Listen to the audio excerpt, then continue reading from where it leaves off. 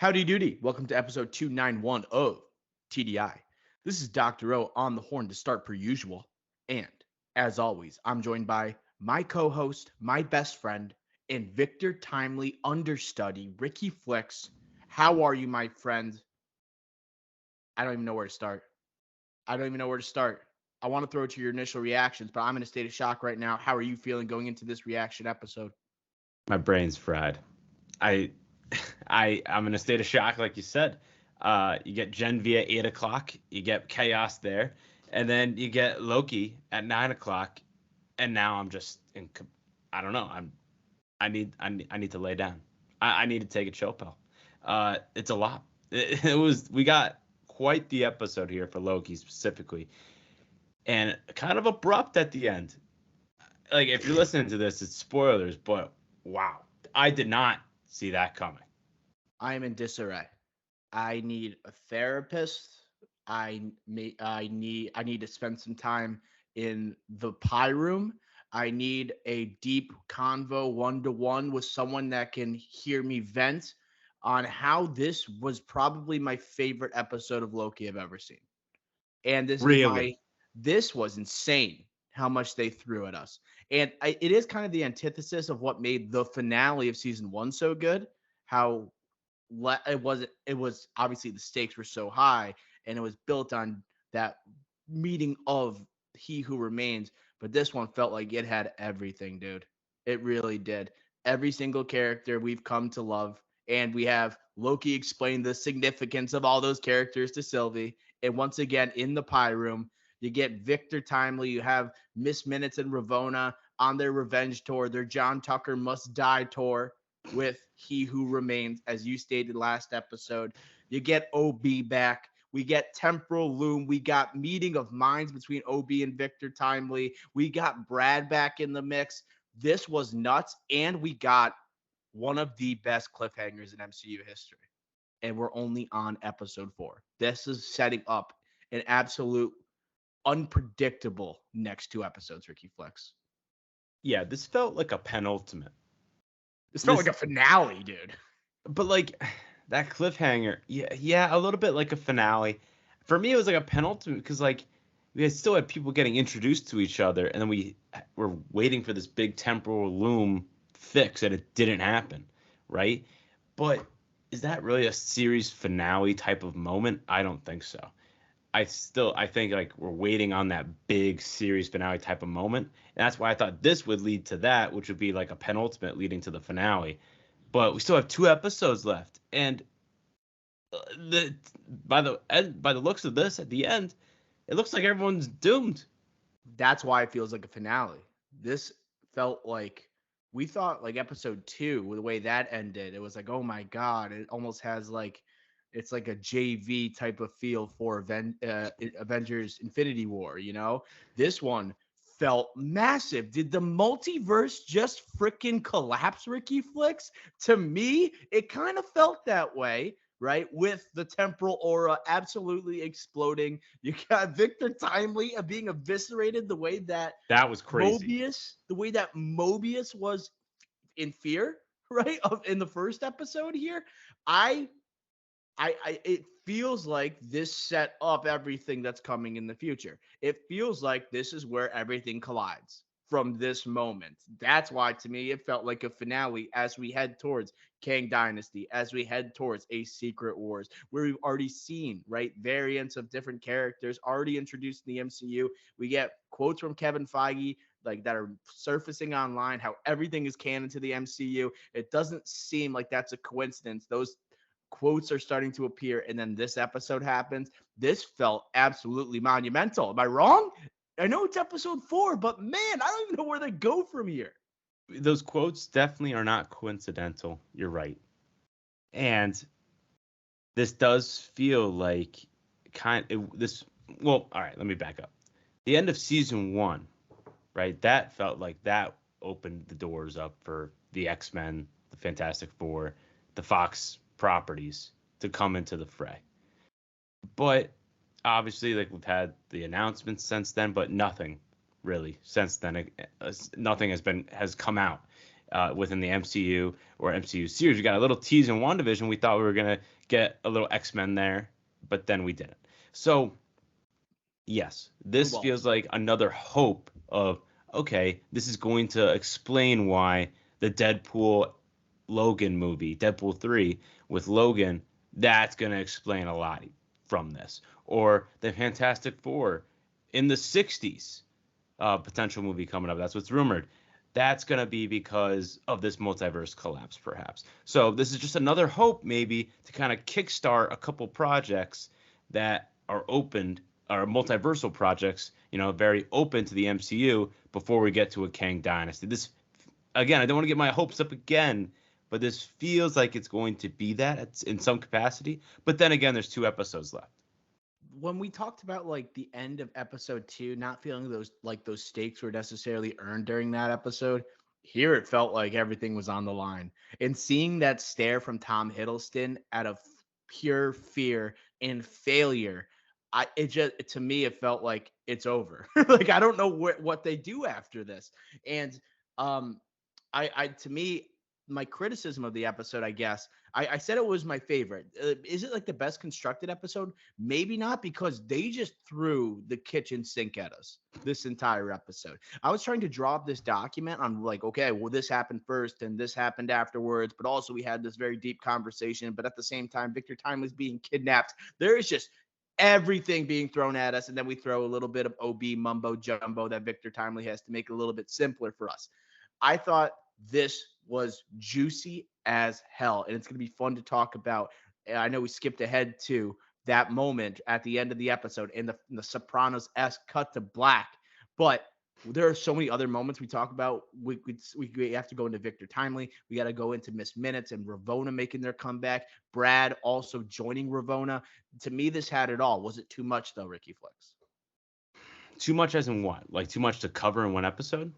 Yeah, I felt like everything was converging and it had that finale type of feel with episode 4. Is that a good or bad thing, you know? It depends. I hate to be this guy, but I think for you, saying that this feels like a serious finale. I get that. The cut to black at the end, like you said, Sopranos, that has that feeling. But for me, as long as the next 2 episodes put it together, it's fine then, right? And let's not forget, episode 4 in season 1 was when Loki got pruned, and we didn't know what was going to happen We there. didn't know. Well, yeah, we didn't know. That was such a massive reveal too, that he was the one who Right. pruned himself. That was that was also an incredible moment. Like, Yes, and I don't understand it, because it's the same variant of him that's being pruned from a time slip into the future. So from does that episode mean 1. like the man who pruned him also goes away? I don't. Once again, time works differently in the TVA. And it's almost like a Back to the Future moment where Loki sneaks up on him, like, he can't know it's me pruning him. He can't know, or else like I'm gonna disappear within the family picture type of thing going on. You know, I will never understand that. That's like one of my big question marks.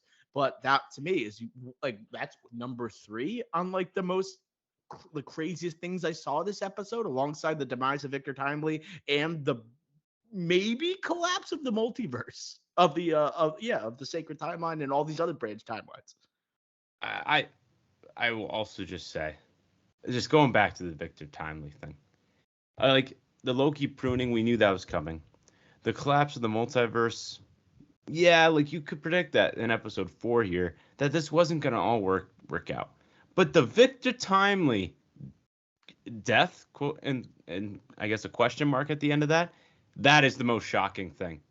I did not see that coming whatsoever. And the way he died, immediately, not like him getting close to fixing the temporal loom or him fixing it and then trotting his way back. No, he opens the doors and boom, spaghetti.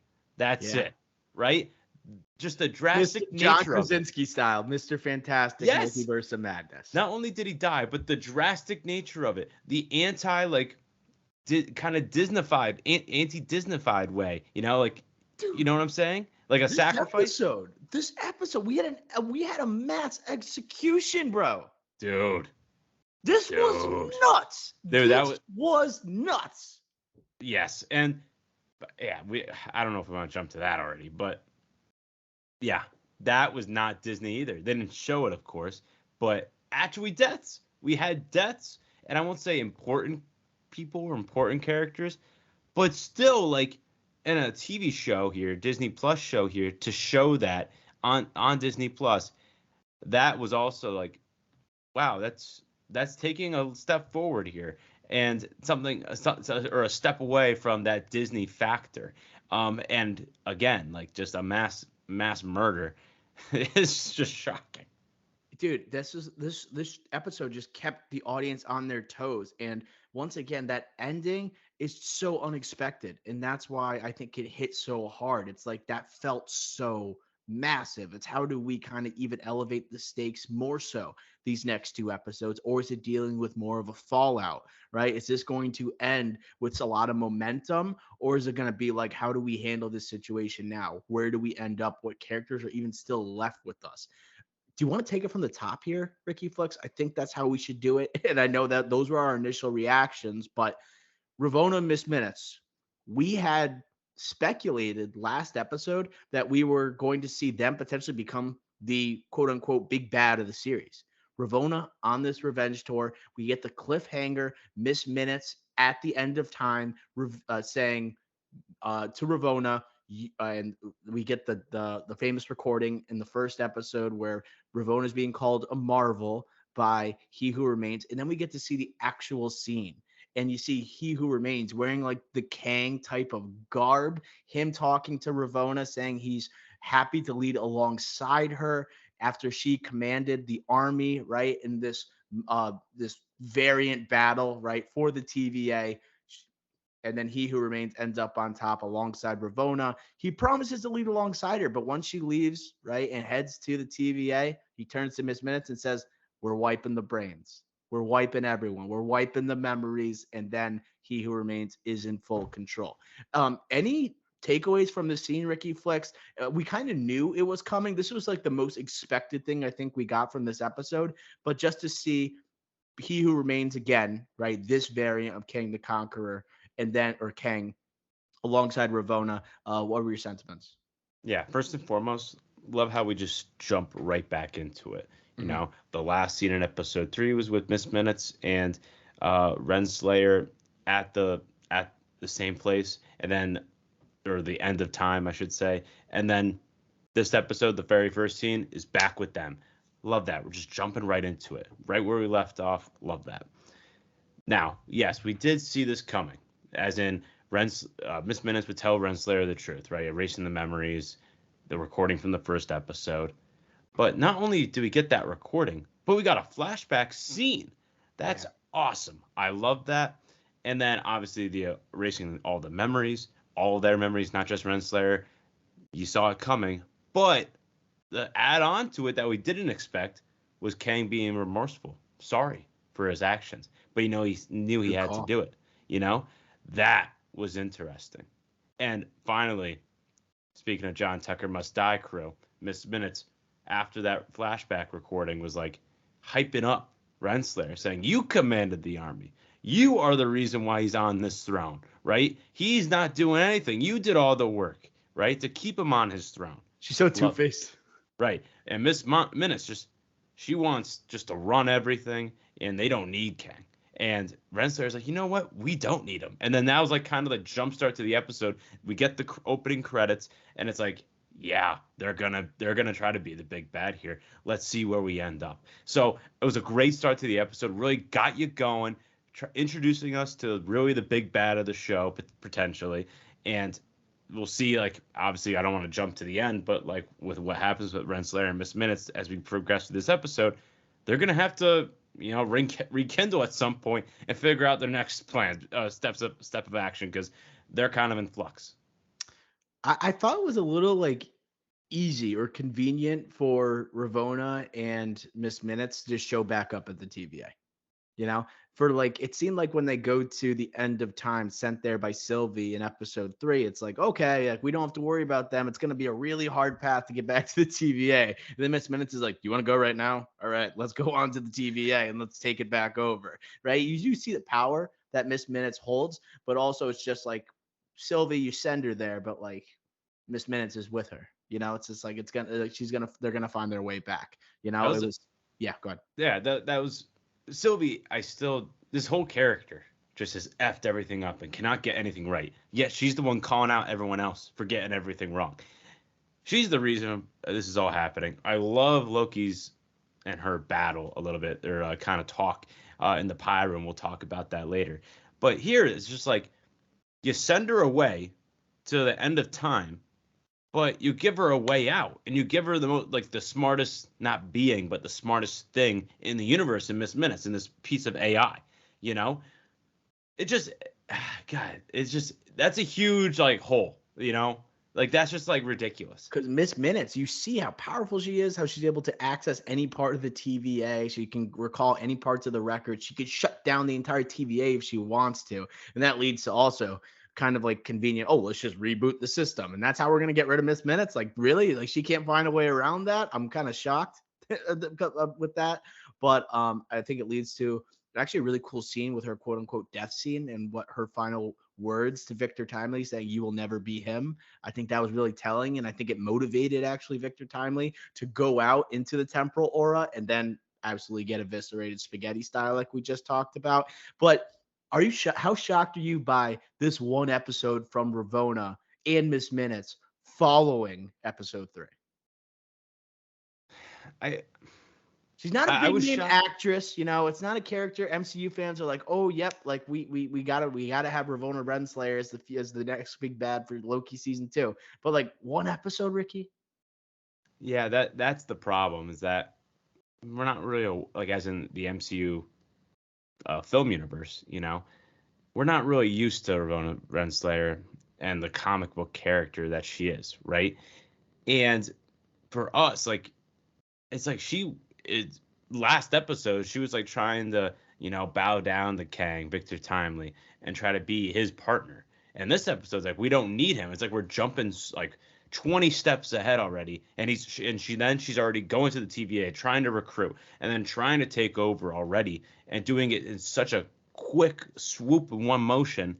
It's kind of a lot. And for us, again, I think it's fine, but it wasn't necessary. I don't know. I didn't feel like that she was a big bad. I just felt like she was giving it the old college try, you know? That's why I was okay with her dying, to be honest. I was like, I can't see her leading for too long. Like it's she didn't have that powerful feel to her as a villain. It felt like Miss Minutes is the brains behind the operation here. Without Miss Minutes, she is truly nothing. Yeah. Like she And only goes as far as Miss Minutes can take her. totally agree. It's just like she's a body where Miss Minutes isn't a body, so no one's gonna Yeah, lead that's behind what her. Miss Minutes does, though. Like that, Miss Minutes is kind of an electric character. Like, obviously, it's like the really cool how she's AI compared to like the human, and like how she can manipulate and how she controls so much. But like, she does use people, and like, I don't think she ever cared about Ravonna Renslayer. She's like, how can I get back to the TVA, and how can I be back in a position of authority here? How can I get back on the inside? It's through Ravonna, right? And Ravonna can only go so far, I guess. But I just want to But add one more thing. So you think Ravona's dead? pruned. Well, she's Yeah, pruned. pruned. So So is she like just back at the end of time? I don't think we see her again, right? Like she already made a comeback this episode. It'd be weird to like come back twice. You don't think she comes back next episode or episode 6? I don't know what's gonna happen. I don't even know if the TVA exists anymore after this episode. I think she comes back. I don't think she's dead. I think because like if you're pruned, you went to the end of time, right? So I, I'm not sure, but she's definitely not dead. I think she comes back in some capacity. Yeah, and you know who I think actually might have more screen time next episode is Brad. Yeah, he in that we could skip to and talk about it. Like Ravonna and Miss Minutes, their re-entry into the TVA. They arrive in the jail cell that holds General Dox and the Minutemen, and you have Miss Minutes and Ravonna trying to recruit them for their cause and say, hey, we can, if you decide to join our army and join this revolution against the TVA, the current rulers, we will place you back on the timeline. And of course, Brad, movie star, is like chomping at the bit. But General Dox, pretty redemptive moment for that character. Yeah, And you like, I thought that was powerful. And it showed like, although she committed a terrible crime, she does care about the TVA and she does care about her men and women, right? That serve. And I thought it said a lot about Brad, but it made me respect General Dox just a little bit more after. And then to see what, like, literally she recognizes that it's her end. She realizes this is an execution, and really, really dark type of scene. The show got dark so quick. And I just true type of general, right? Leader of men and women. Yeah, I think the only problem in that scene is that it wasn't clear like who was going where to me. It seemed like obviously General Dog like wasn't, but everyone else besides X5, Brad, I wasn't sure if they followed or not.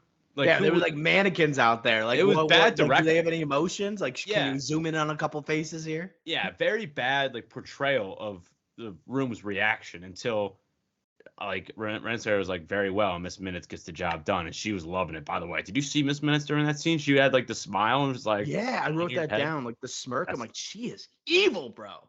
messed up. She's But the big bad. But yeah, Lady Aaron, big comeback for her here. Good like ending line saying basically like, hey, like, how do you feel? Like, no, everyone would rather die than follow you. Like, she is not the answer. She's a Kang wannabe. She is not a leader. No one's gonna follow her. We rather die horrifically by this thing where, why is this still in the room? This weapon or whatever, this shrinking box. It makes no sense that this is just in that room all the time. A threat, maybe? Just a threat. I don't know. Like they could use it on themselves. Like it's just seems weird that that's just in the room. Miss Minutes is the one who had to turn it on. Right, but like Loki turned it on when he used it. Yeah. Yeah. I don't know. He was like, I don't know how to use this thing. It was pressing the buttons. Anyone. So you're saying it's just convenient that I was there? Yeah, I just don't get why that's always there. I honestly, that didn't even like that didn't even cross my mind, just because I was like, wow, this is like one of the darkest scenes in MCU history. Like Sure. this is a mass execution. I like, there are very few MCU scenes that tend to go that dark.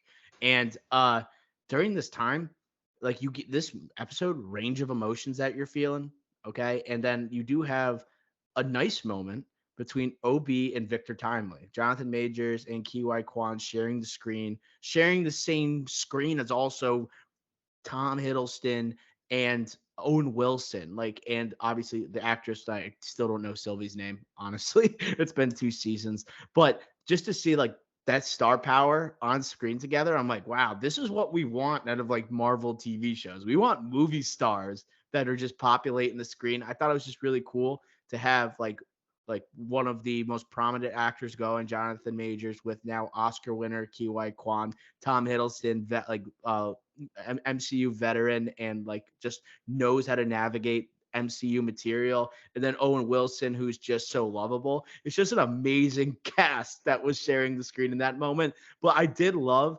OB and Victor Timely kind of like fanboying over each other and seeing Game recognizing game. Game recognized game, them asking for each other's autographs. Like, it was a nice lighthearted moment in a high stakes episode. And like Loki, like sometimes like that, it's kind of known for that. Like it'll have like the MCU charm to it, but it doesn't feel forced. It feels like it fits like this workplace type of environment. I thought it was a nice moment between those two. And it was also a great moment as like an audience member to hear like OB say, I learned this from Victor Timely, and Victor Timely say, I learned this from OB. Yet another example of like, I don't understand time in the show. I It's just don't like get a it. flat circle. Yeah. But that was amazing. Like those type of scenes that happen in OB's office or his lair, whatever you want to call it, just like a callback to episode 1, fire. And it shows like the creativity that goes with the show. Smart people. These are very smart people. Smart people. Sylvie's Sophia Di Martino. Yes. The actress's name. Don't worry, I didn't remember it either. Yeah, that's great. And then I'll just also add that I think we've been saying it every episode, and I do want to, and we've given them a break, and I will also give them a break on this episode. But I just want to say that it's probably not a good thing that we always give them a break, I think on other shows going forward we shouldn't, or other seasons of this show. I still don't know every like the temporal loom and what anytime they explain anything related to it, I don't understand it. The only thing I understand is that there's branches that don't fit within, and that's it. That's all you gotta need to know, you know. But Yeah, like, we can't just keep letting them do that. I guess is what I'm saying, I, right? I, this one I don't think was that bad because at the end of like the mumbo jumbo from Kiwai Kwan from OB, you still get the gist of what's happening. It's like, oh, we just got to get a circle that can fit all the timelines. Okay, gotcha. You know, but like you have to go through the mumbo jumbo because he is supposed to be this smarter, higher intelligent, highly informed being. He wrote the TVA manual for God's sakes. Like he's got to like flex a little bit. You know, I get that.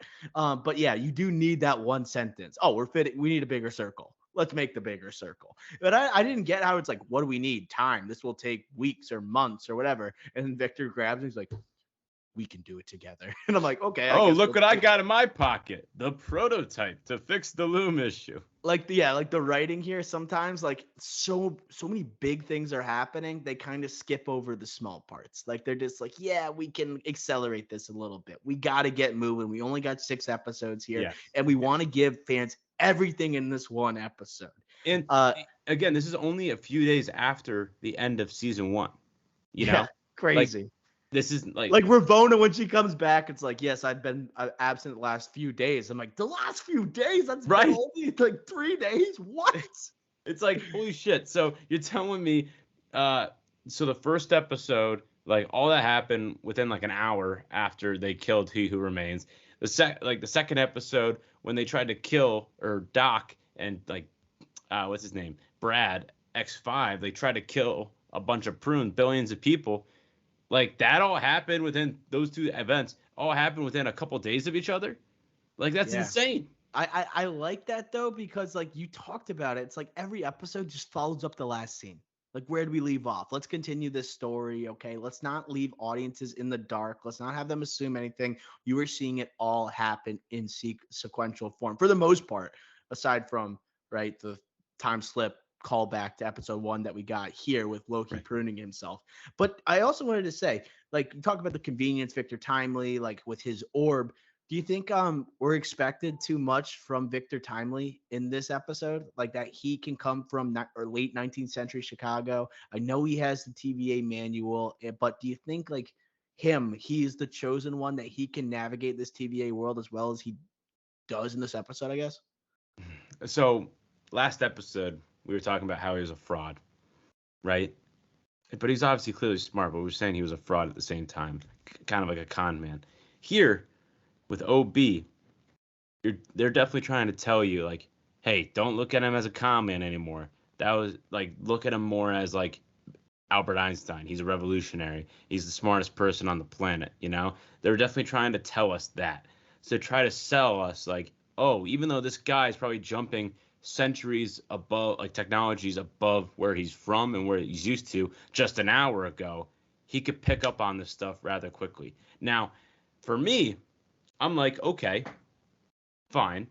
But then he gets amazed by hot cocoa machine, like so I was going to talk fascinated about by that. it, but he's not fascinated by all this other stuff, you know? And it makes sense, like, oh, he had his own like chair fridge or whatever. So he's into like the little things, right?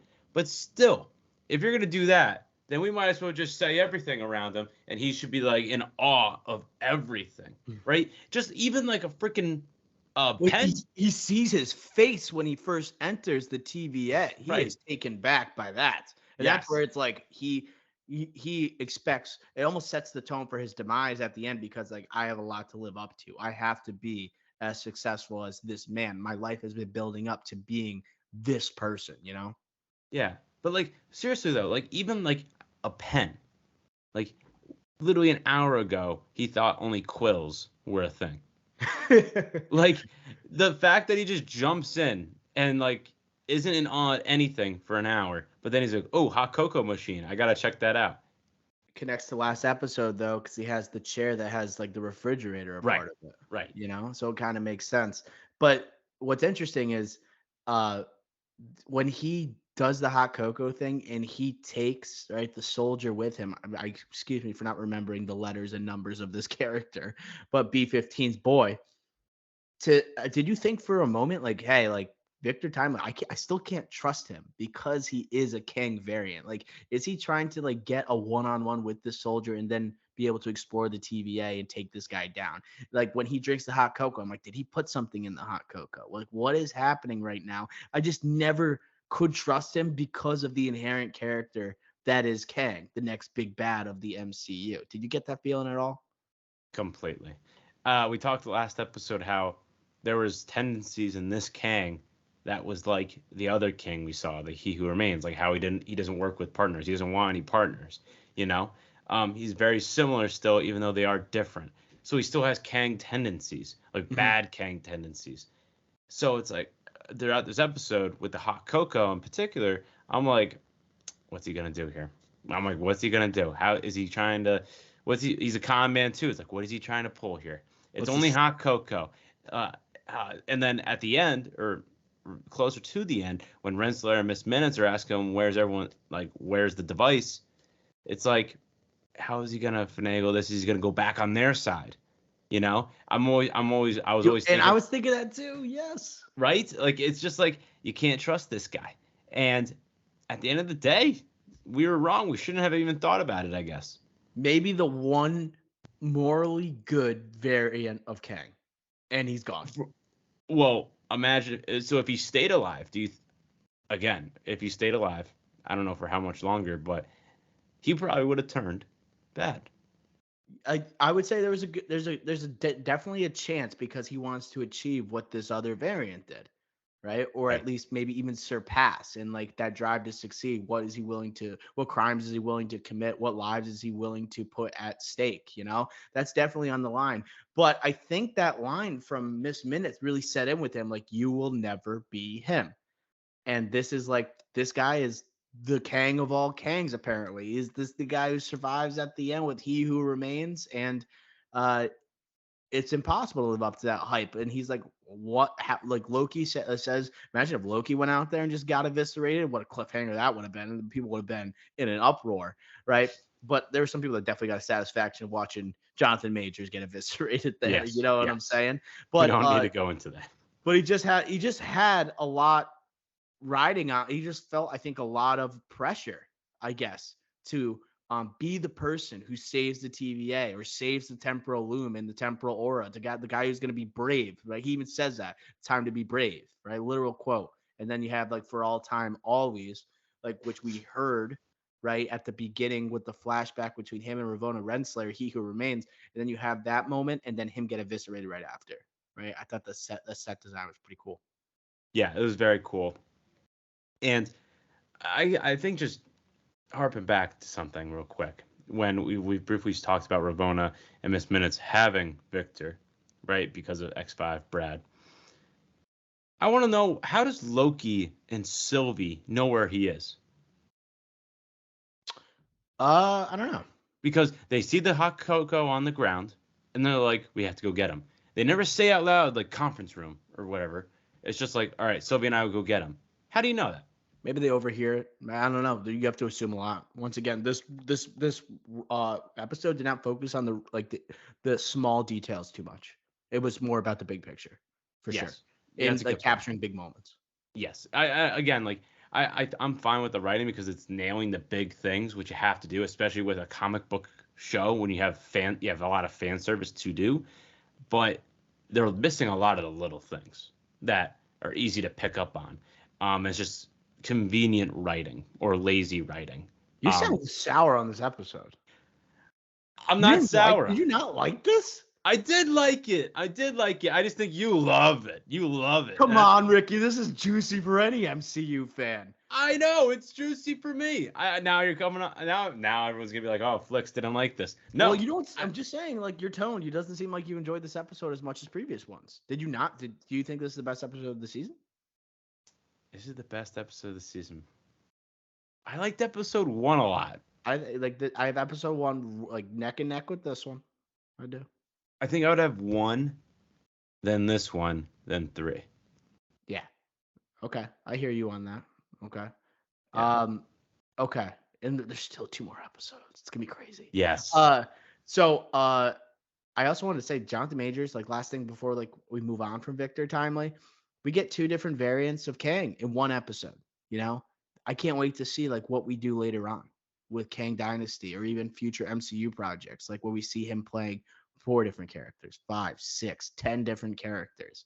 Right? Is he up to the task? And it was a clear distinction between these 2 characters here, despite having the same actor. It wasn't just because of like the physical distinctions that you make and like the costume design, but the tendencies I think inherently are the same, but like the quirks are a little bit different between these 2 characters. Okay. Um, I also we talked about Sylvie a little bit. Sylvie, just a sourpuss, just like a buzzkill every single time she's on the screen.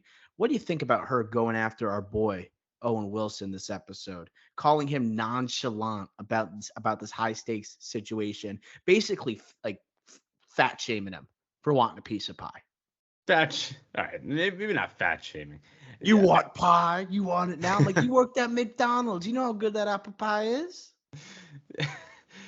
It's God, that scene pissed me off too. Because everyone wouldn't be here if it wasn't for you, Sylvie. If it was I'm like, if you this is didn't. not the time, Sylvie, to be coming at our It's like, boy. what do you want Mobius to do? Like, he's not gonna help Victor Timely and OB. Like, what do you want him to do? He's not a There's nothing technician. to do. And then what does she do after she berates him like this? She goes in the pie room. It does nothing. So Yeah. what are you doing?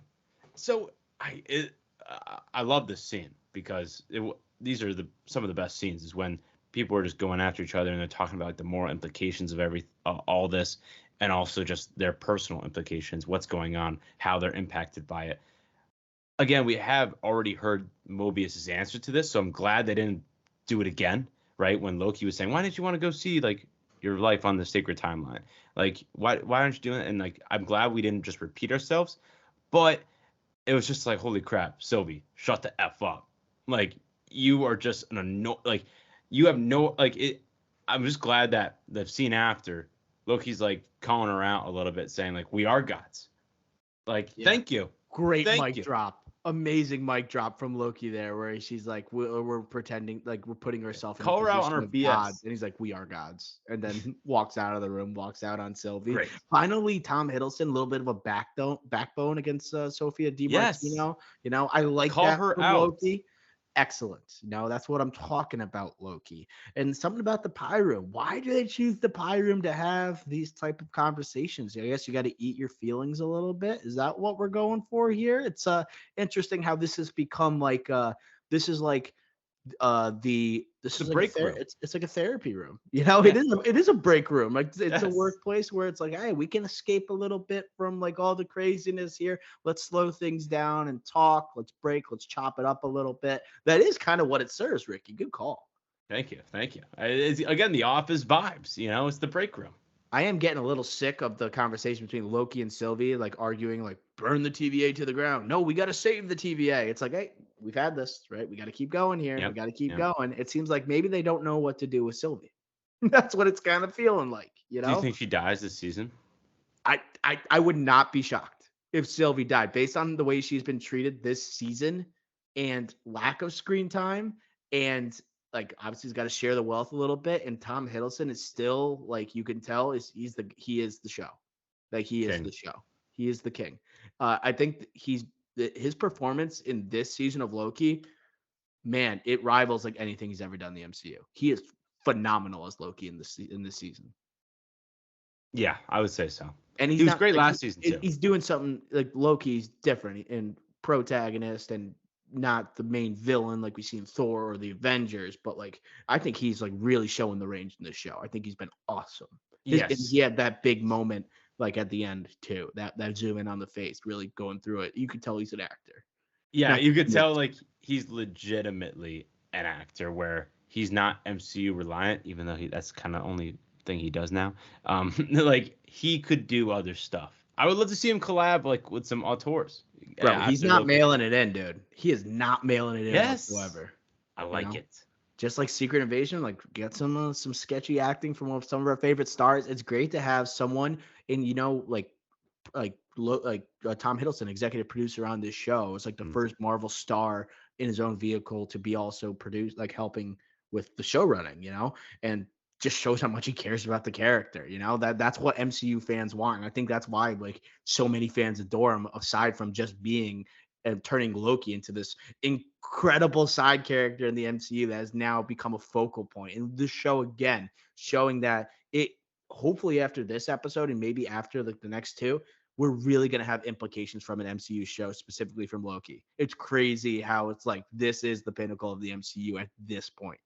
Yeah, and if you said like 12 years ago when Thor came out that Loki was going to get his own show, let alone be the big bad in an Avengers movie or still be here, like still be around even by Infinity War, like you wouldn't have said yes to that, But yet 12 years later, he's referring to what his actions were or Thor's actions were in Thor in the break room. In the break room, right? And it is crazy how like it's Loki, but Tom Hiddleston where he was with Owen Wilson in a movie. I want to say it was 2010, Midnight in Paris, right? 2010, 2009, and like WA, I won't say his name, Woody, the big. I don't know. Yeah, the Voldemort, right? Yeah, another Voldemort. KS. Yeah, you don't two say Voldemorts here. Don't say his name, and he's worked with other auteurs before. I would love to see him kind of like get that like after Loki at some point kind of work his way back to that, because I think like even in this show you could see how talented he is as an actor. Yeah, and I said earlier like the pinnacle of the MCU. I'm talking about Phase 5 and 6. That's what I'm talking about here, or 4 and 5. And you could say Spider-Man No Way Home, but I'm thinking MCU stakes. This is it so far, right? Post Endgame. Going on here, Ricky Flex. Where do we go? We already talked about Ravonna missed minutes and Doc's Minutemen trying to join her, public execution, horrifying scene. I'm trying to think of what else can we talk about here, Ricky Flex. I guess we could talk about Tom Hiddleston, right, with Loki, the time slipping, the callback to episode 1, him pruning himself. Can you explain what's happening here, right? Like what makes him prune himself? Is it because of like the time travel aspect and like he can't have two of the same variant in one place here? I didn't understand how that works. I need an aficionado to help us out. That's why we're missing Jax today. I was hoping he can provide some insight. I am like Jax is our correspondent. That's tough, but next week he'll be on. But for me, when I was watching it, it's like, oh, he has to prune him, not only because you can't have two Lokis in the same spot, but he knows, like, from episode 1, like, oh, I know that was me. I know for a fact that was me. And it's not just dreaming it or anything. Like, that's literally my body, and if I don't prune this guy, as in me, then I don't get back to where I am, so then I can't get to where I am now. Yeah, you lost me. I think I know what you're saying, but so if he doesn't prune him, right, and that Loki stays there, yeah, then that Loki, right, that he prunes, can't go back to episode 1, right? And if he can't go back to episode 1, then the Loki that we have in episode 4 here could never make it there because he wasn't in episode 1. I gotcha. All right. Thank you for explaining to me like I'm 5. That's good. No, I want that. It's confusing, but like that's my thinking of it. Again, I am not a time aficionado. All I know is time's a flat circle. Shout out True Detective. That I think I got it. But maybe do a little Googling. Oh, I will be watching breakdowns after this beyond our own. I need I need to listen to a podcast from the writers of Loki to tell me what exactly happened there and why Loki still is standing after he prunes the same variant as himself, just from a different time period. I won't get it. And they don't have time to explain it to me through this show, probably. So you're gonna have to make a podcast, Disney Plus, Loki, whatever. Tom Hiddleston start a podcast, whatever. That's what I need. That brings up an interesting point, because Disney, God, they love like trying to make money and like behind the scenes Disney Plus, there's always a behind the scenes, like for the Mandalorian or whatever show or whatever it is. You know how HBO Max or Max and HBO Sunday Nights, they have podcasts to go along with the show. Like Winning Time, they did it. Game of Thrones, House of the Dragon, they did it. Disney Succession. Plus should be doing that with their Marvel shows. Dude, I used to listen to the Succession podcast after every Succession. episode. Like Yeah. Succession, like they would have the actors on, they would have the writers on, they would have the Dude, they would directors on. kill it if So they much did that. insight, and oh my god, MCU fans would gobble that up. Imagine gobble that up. They like Kevin Remember Feige like jumping on. Oh my god, it would break records. It would Dude, break right? top of the charts. They should do that. Say like, oh, make sure you, just like what Max does. Make sure you check out the podcast after, or at least like at the minimum, maybe not a podcast, but also what HBO Sunday Night does, where they have the actors on, they talk about the episode, or House of the Dragon, and they talk about what they were thinking, and the writers on, and the directors on, Bro. and whatnot. At least do that at the end, like in the post-credit scenes, because again, you're known for post-credit scenes, right?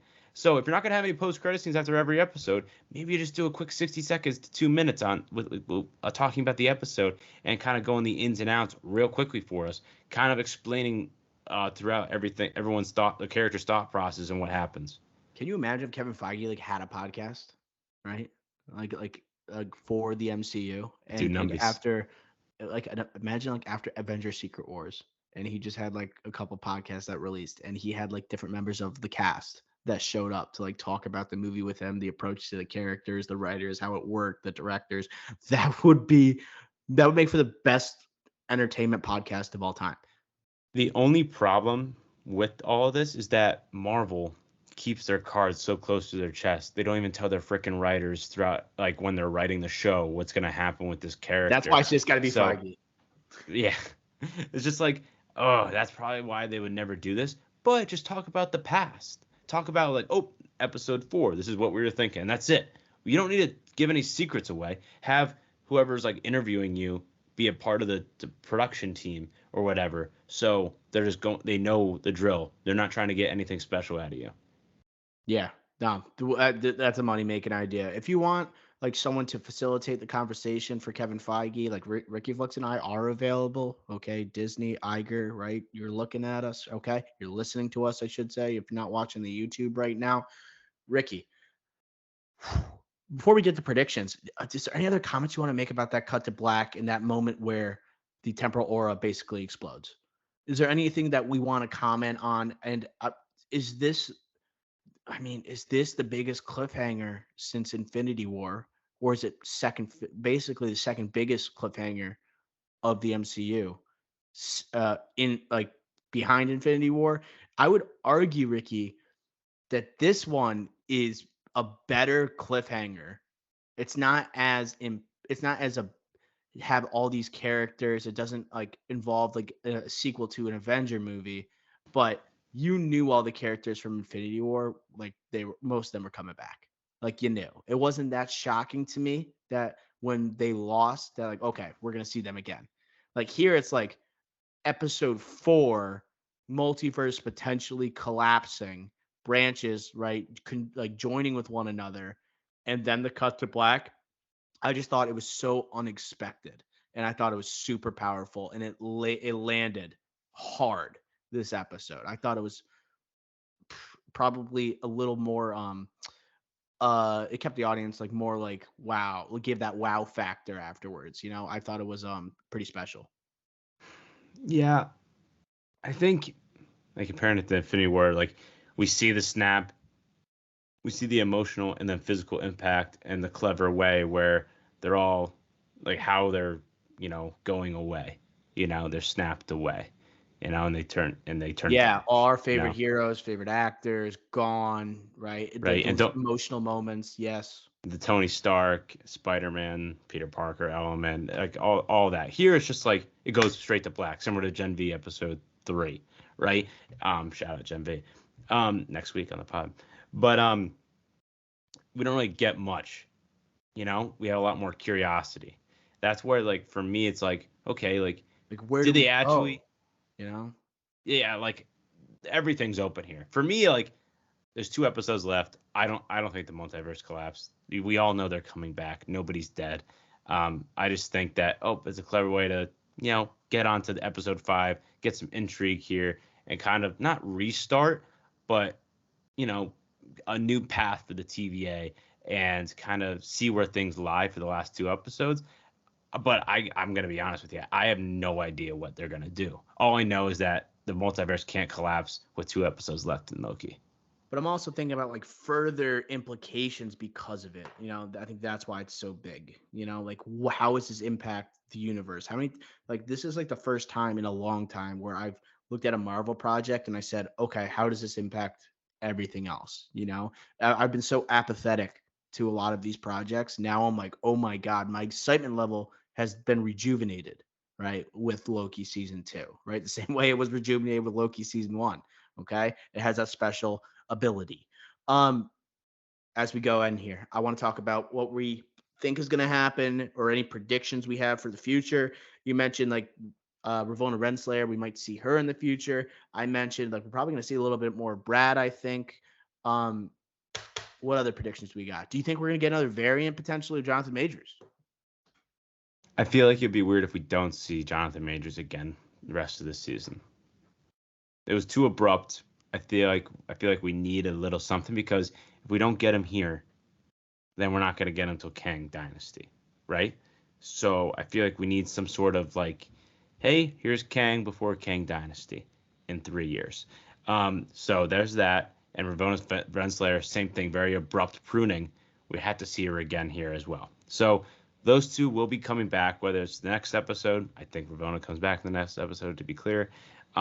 And then Jonathan Majors as a Kang variant or the same one, whatever, however they want to do it, we're gonna get him back. Now, related to what happened here and what we were just talking about, I think a part of it for me, where I guess you are right, where Loki itself reinvigorates me, and that superhero fatigue, that Marvel fatigue that we have. Now I no longer have it, because now I'm looking forward to Loki every week. But like talking about this specific episode and what happens at the end, I guess I'm just not as high on it as you, because I know everything's gonna be not okay, but it's gonna sort itself out because we still have 2 episodes left. That's just the way I look at things, you know. Ricky. And like I know. What are you gonna say? What are you gonna say? I'm looking at upcoming Marvel projects, MCU projects. Okay. And this is why I think it's going to be a big deal, right? Like literally what just happened, right? So the next movie is the Marvels. It's in the cosmos. It's like almost like inapplicable to what's going to be happening here. Uh, aside from that, Deadpool 3, multiversal type of story. After that, Captain America. What's the title of that movie, Ricky Flex? New, oh, New World Order. Brave New World. Right? Oh, God, I was gonna is, say is that. Is this new world the world that's constructed after the converging of these timelines? Like No. potentially. You don't think so? No. That's just gonna New Captain America. Yeah, I don't think so. Next one's Thunderbolts, Blade, but like and then Fantastic Four. Like there are a bunch of like potential tie-ins to like the implications of this cliffhanger. That's why I'm saying I think it's almost too early to tell how important it is.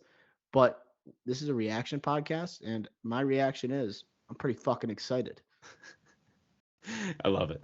Yeah, I like this episode a lot. Clearly, you loved it, and I think that's fine. I just, again, if this was a series finale, I think I would be thinking like you, where it's like, oh, let's look at all these movies. How's this gonna relate? But now, just knowing that we have 2 episodes left, I'm having second thoughts on those implications and how, like, will this matter? I guess is what I'm saying. I'm being a realist, and I shouldn't be.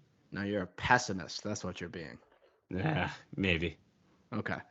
You have learned from recent MCU projects that like the further implications are not always there, right? I'm a glass half full type of guy. What can I say? It. Okay, Ricky Flex, that does it for our reactions to episode 4 of season 2 of Loki. Make sure you guys are tuned in next week. Our MCU correspondent Jax will be joining us. Unfortunately, he couldn't make it with us this episode. It's just going to be me and Jax next episode. Ricky Flex will be absent from Loki episode 5, and it's going to be a doozy, Ricky Flex. You will be missed. Thank you. I will be watching, and I will listen back to you guys, but I won't be on, unfortunately. I'll be back for the finale, of course. Yes, Ricky, make sure you listen to the pod just like the audience here. Make sure, Ricky, that you're followed, right, on wherever you prefer to listen to your podcast. Make sure that you rate it 5 stars and make sure you leave a review just like our guy Fard. Shout out Fard. And that goes for all you audience members or whoever's listening to this podcast right now. Ricky, breakdown. What's going on next episode? I mentioned it earlier. Gen V season finale next week, where we'll be breaking down what's happened so far with a new guest. We have a new guest. Maybe potentially we'll test it out. Potentially a new boys correspondent. We'll see. We'll save the name, save who it is for when he comes on. But that'll be Monday, and then we'll have checkup and then Loki at the end of the week. So buckle up. Gen V fans out there, yes, we'll be talking about it. We haven't been doing the weekly breakdowns because we've been focusing on Loki, MCU, comic books. That's kind of our bread and butter first and foremost. But the boys, Gen V, not far behind. So you get your wish next week. Ricky, let's just think about all the correspondents we now have on the podcast. We obviously have Jax, our MCU correspondent. We got Big Mike, our DC correspondent. We have our upcoming guest. That's our boys correspondent. We have Mayo. Johnny Sims. Oh.